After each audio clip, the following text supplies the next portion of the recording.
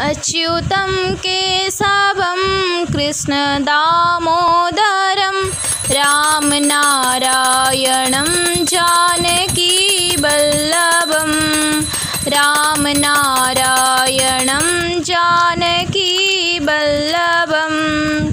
कौन कहते हैं भगवान आते नहीं, तुम मीरा के जैसे बुलाते नहीं। अच्युतं केशवं कृष्णदामोदरं रामनारायणं जानकीवल्लभं रामनारायणं जानकीवल्लभं। कौन कहते हैं भगवान खाते नहीं, वीर सबरी के जैसे खिलाते नहीं। अच्युतं केशवं कृष्णदामोदरं रामनारायणं जानकीवल्लभं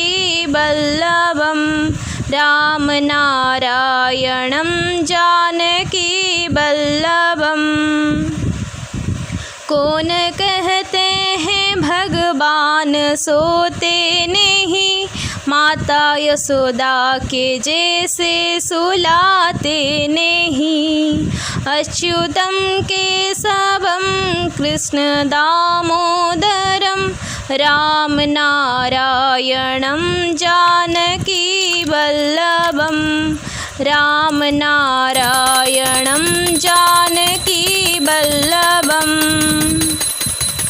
कौन कहते हैं भगवान नचते नहीं, गोपियों के तरह तुम नचाते नहीं। अच्युतं केशवं कृष्णदामोदरं रामनारायणं जानकीवल्लभं। अच्युतं केशवं कृष्णदामोदरं रामनारायणं जानकीवल्लभं।